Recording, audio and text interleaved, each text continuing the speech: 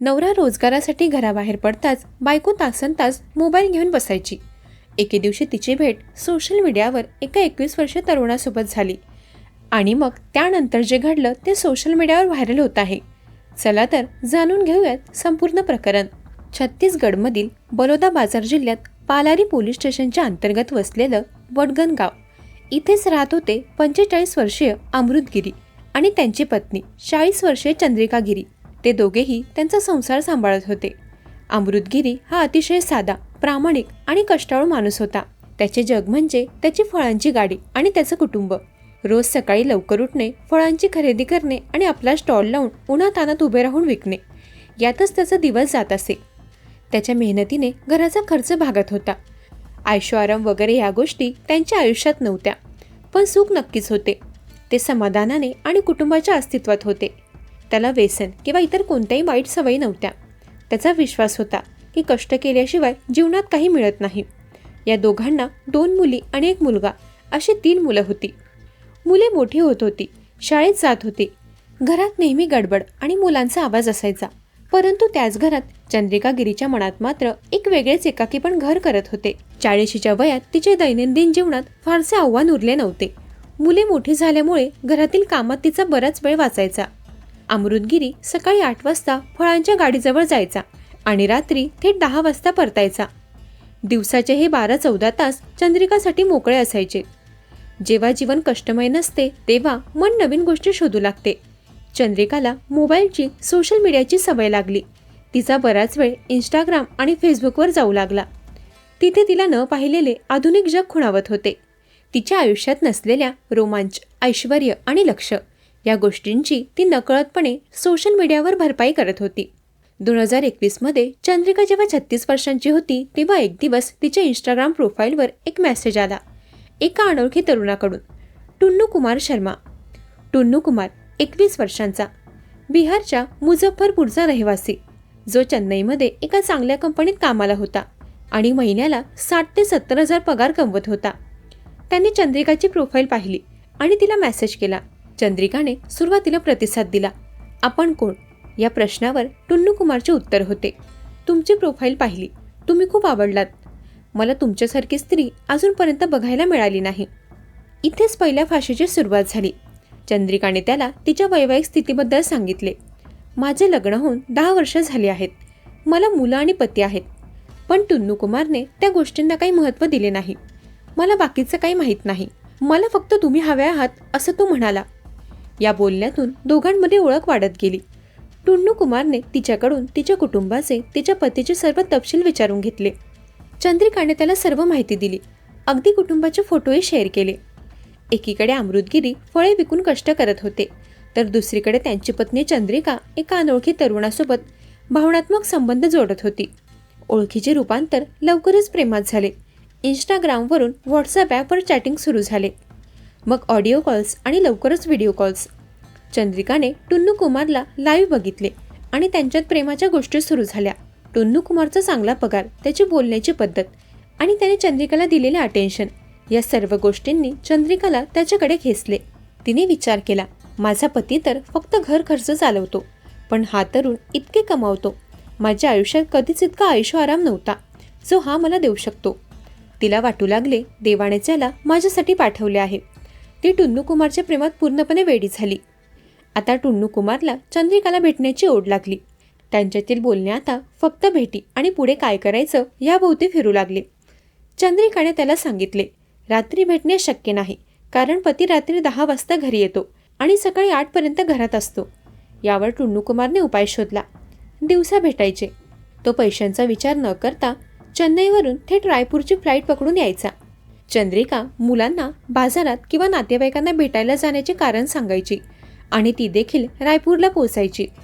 पहिल्या भेटीत ते एका हॉटेलमध्ये भेटले. 36 वर्षांची चंद्रिका आणि 21 वर्षांचा टुन्नू कुमार.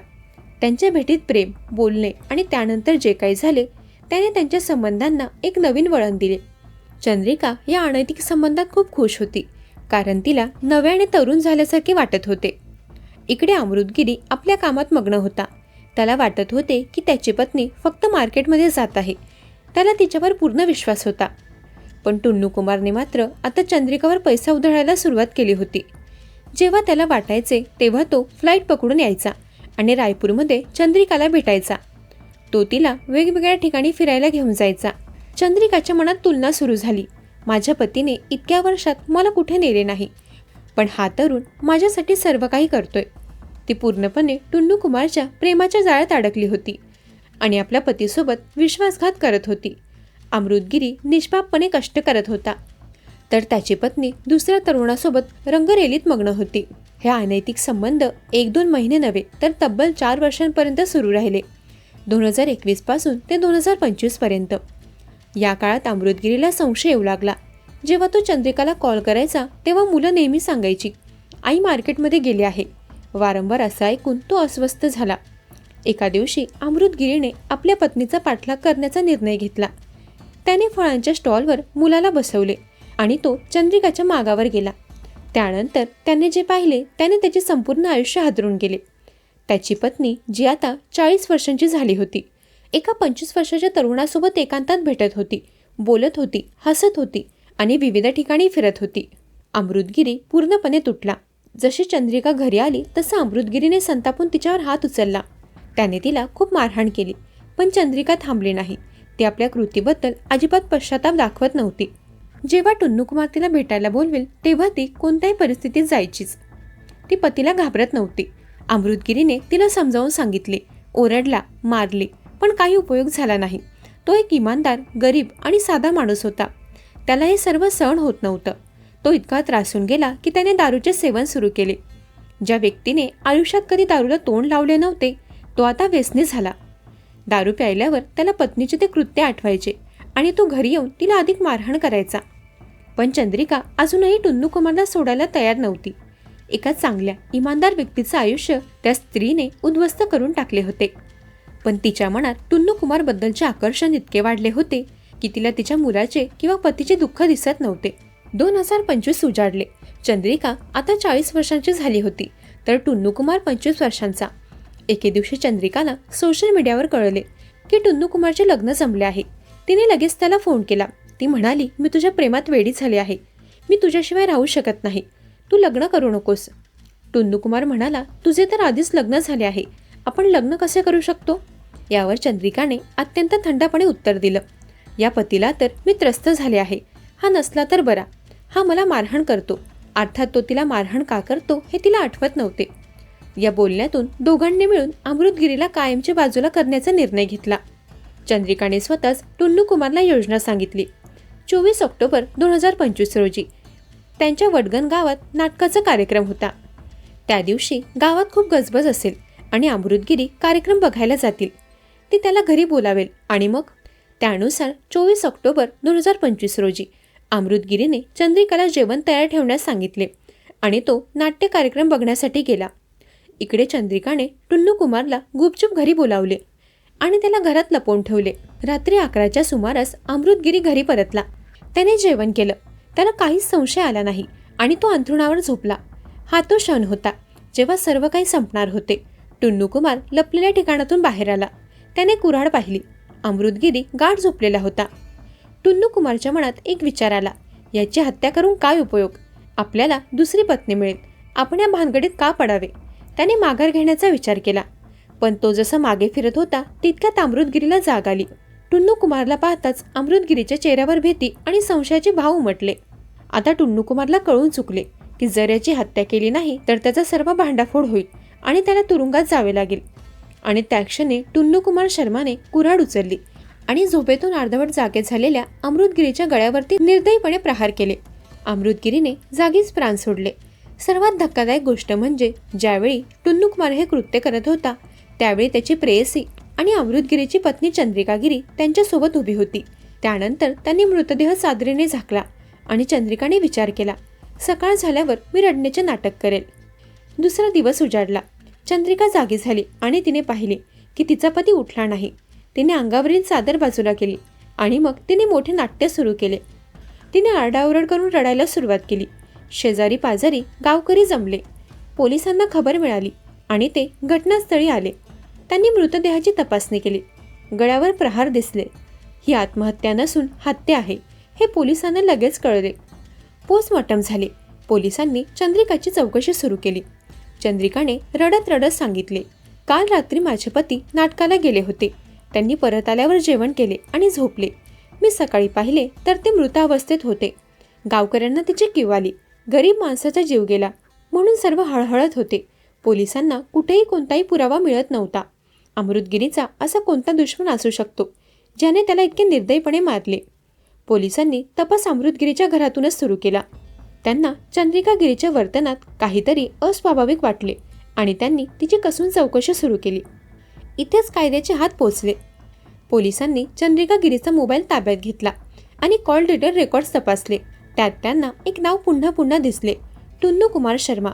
त्यांच्या लक्षात आले की ही महिला गेल्या 4 वर्षांपासून एका तरुणाशी नियमित बोलत होती. पोलिसांनी टुन्नू कुमारचे लोकेशन काढले. त्याचे कायमचे लोकेशन चेन्नई दाखवत होते. पण ज्या रात्री अमृतगिरीची हत्या झाली होती त्या रात्री त्याचे लोकेशन वटणगावच्या परिसरात दाखवत होते. पोलिसांनी लगेच चेन्नई गाठली आणि त्यांनी टुन्नू कुमार शर्माला ताब्यात घेतले आणि पोलीस स्टेशनमध्ये आणले. सुरुवातीला त्याने खूप नाटकं केली. माझा काही संबंध नाही असं सांगितलं. पण जेव्हा पोलिसांनी त्याला लोकेशनचा पुरावा दाखवला तेव्हा तो तुटला. त्याने सर्व काही कबूल केलं. त्याने सांगितलं की यात चंद्रिका गिरीचाही मोठा हात आहे. पोलिसांनी लगेच चंद्रिका गिरीलाही ताब्यात घेतले. दोघांची एकत्र चौकशी सुरू झाली. 4 वर्षांच्या प्रेमाच्या विश्वासघाताची, भेटीगाठींची आणि शेवटच्या क्षणी केलेल्या क्रूर हत्येची संपूर्ण कहाणी त्यांनी पोलिसांना सांगितली. या घटनेमुळे एका निष्पाप प्रामाणिक माणसाला आपला जीव गमवावा लागला. एका स्वार्थी आणि नालायक स्त्रीमुळे 3 निरागस मुलांचे आयुष्य कायमचे उद्ध्वस्त झाले. त्यांनी आईवडील दोघांनाही गमावले. वडील क्रूरपणे मारले गेले तर आई आयुष्यभरासाठी जेलमध्ये गेली. टुन्नू कुमार आणि चंद्रिका गिरी या लैला मजनूंना आता आयुष्य तुरुंगात काढावे लागणार आहे. या घटनेतून एकच गोष्ट सिद्ध झाली, कायद्याचे हात लांब असतात. क्षणिक सुखासाठी आणि ऐशोआरामाच्या हव्यासापोटी केलेल्या विश्वासघाताचा आणि हत्येचा परिणाम शेवटी विनाशकारी असतो. एका 40 वर्षीय स्त्रीने आपल्या 3 मुलांचा आणि पतीचा विचार न करता 20 वर्षीय लहान असलेल्या तरुणाच्या आकर्षणामुळे आपल्या पतीचेच आयुष्य संपवले. दरम्यान या घटनेवर तुमचं काय मत आहे ते कमेंट करून नक्की सांगा.